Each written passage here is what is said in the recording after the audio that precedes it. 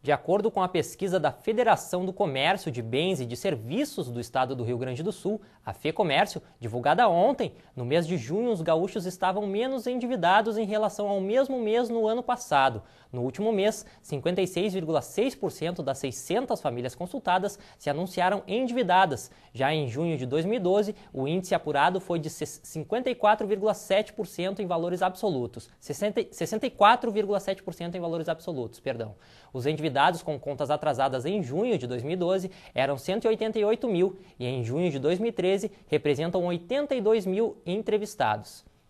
E para falar sobre este assunto, recebemos hoje no estúdio o contador e consultor financeiro Daniel Antônio Campos. Como vai, Daniel? Boa noite. Boa noite, tudo bem, cara? Daniel, então realmente os números diminuíram, né? Agora, como o consumidor deve encarar isso? Com otimismo? Enfim, o consumidor está aprendendo a negociar, a ter uma educação financeira melhor? A gente tem que contextualizar essa situação, né? Quando foi lançada essa pesquisa, em 2005, se dizia que 18% dos brasileiros estavam endividados. Então são números muito crus. O que aconteceu de lá para cá? Muita gente migrou das classes mais baixas para a classe média. Hoje a gente vê uma classe média muito ampla, todo mundo é classe média, né? Dessa informação ainda, as classes mais endividadas, classe C, depois a D e a E. Então o que acontece? Houve também nesse período mais facilidade ao crédito, né? Eu vejo muita gente, vejo com felicidade as pessoas comprando carro, comprando casa. Então tá mais fácil, a gente vê mais gente conseguindo entrar no Minha Casa Minha Vida, programas de financiamento habitacional, eu tenho meu apartamento, tenho minha casa, é legal ver isso, né? Esse fomento ao consumo, é uma economia mais aquecida.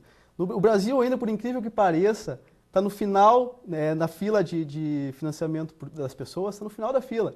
Países mais desenvolvidos, como por exemplo os Estados Unidos, que tem uma economia muito forte, mais de 80% das pessoas têm dívidas. Então a gente tem que saber entender o que são dívidas positivas, dívidas boas e dívidas negativas. A gente tem que entender o que são dívidas saudáveis, né? Uma coisa é eu pegar, por exemplo, um contrato, que eu vejo contratos de financiamento habitacional, que as pessoas chegam a pagar 5% de juros para comprar a casa delas. É um financiamento saudável na minha visão. Por outro lado, a gente vê, por exemplo, cheque especial ou cartão de crédito, quando a pessoa não paga a fatura, paga 5% ao mês, né, de taxa de juros. Então isso é negativo, isso é uma dívida ruim.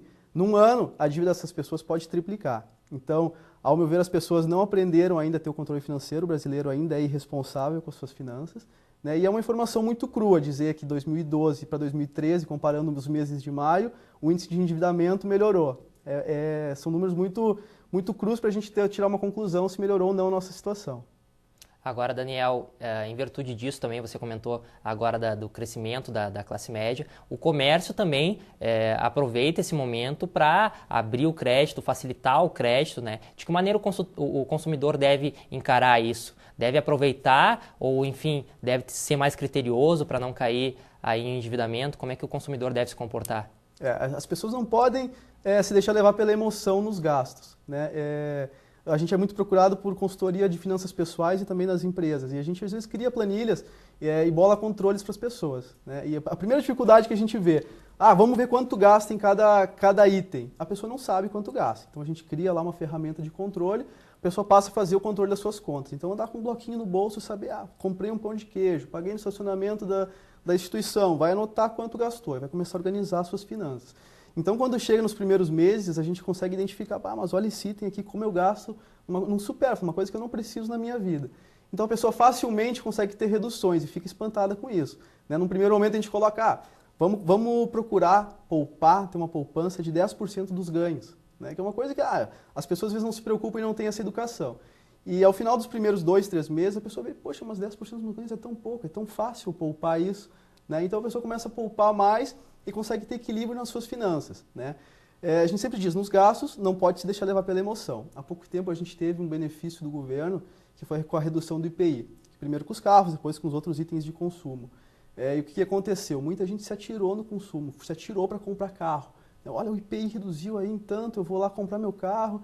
E as pessoas não colocavam no papel a questão de quanto poderiam gastar, como gastar, a comparação dos gastos, do valor desse carro, quanto isso geraria também de custo depois. E o que aconteceu foi que depois do benefício, ou seja, quando terminou o benefício do IPI, o valor dos bens caíram. Ou seja, quem comprou carro com benefício do IPI perdeu dinheiro. Então a pessoa não pode se deixar levar pela emoção nos gastos, tem que sempre pensar e usar a razão. Mesma coisa que a gente vê, o brasileiro resolve hoje, por exemplo, ver que eu preciso de uma geladeira, né? E a pessoa precisa de uma geladeira, e amanhã a pessoa vai na loja e compra uma geladeira e financia em 24 vezes, né? E o brasileiro pensa, poxa, estou pagando R$100 por mês. Ele pensa no valor da parcela, ele não coloca no papel os juros que ele está pagando ali. Mas normalmente, em 24 vezes, a pessoa está pagando 2 geladeiras, né?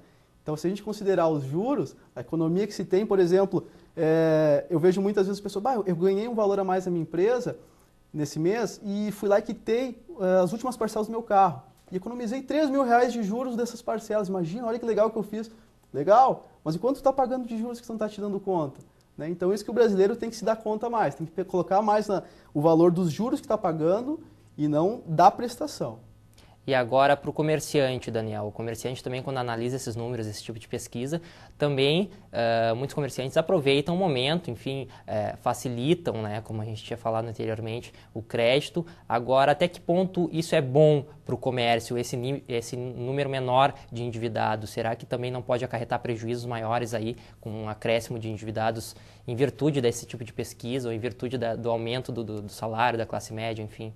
O comerciante, o governo, querem ver a economia aquecida, as pessoas consumindo, as pessoas comprando. Que a gente vê também uma economia mais forte, as pessoas estão comprando, estão trocando de bens, o que é positivo. De novo, dívida saudável e dívida ruim, né? Então a gente tem que estimular que o brasileiro tenha essa consciência. Para o comerciante, está vendendo mais, está vendendo menos? Junto com os financiamentos vem a inadimplência também, então a gente tem que ter cuidado com isso. A gente está num período muito crítico da nossa economia, né? A gente já tinha uma previsão de PIB baixo para esse ano, e agora com tudo que aconteceu, ainda com as manifestações, reduziu ainda, a gente está chamando aí de o PIBinho para esse ano. Então, alta do dólar, a bolsa está caindo, o que a gente tem para os próximos meses aí? Eu não sou economista, mas acredito que o dólar ainda vai subir um pouquinho antes de cair, e acredito que o PIB vai ser baixo esse ano, para o ano que vem também. As pessoas têm que ter muito cuidado ao assumir dívidas a partir de agora, né? Então, tem crise? Eu acho que não tem crise. A gente vai ter uma pequena recessão e depois tudo volta ao normal. O dólar vai voltar, acredito que vai voltar. Mas as pessoas vão ficar um pouco receosas agora de assumir dívidas. Então, não se assustem se nos próximos períodos e nos próximos meses a gente leia essas pesquisas, como a gente viu hoje. O endividamento dos gaúchos caiu ainda mais. Sim, caiu mais, mas porque o gaúcho está com medo de se endividar, está com medo da crise, né? Então está consumindo menos. Então, quando a gente lê esse tipo de coisa, a gente tem que saber filtrar. Ok, Daniel, muito obrigado pela tua presença e tomara aí que a educação financeira esteja cada vez mais presente, né, entre os gaúchos para que a gente tenha uma economia cada vez mais saudável também, né, Daniel? Isso, eu concordo.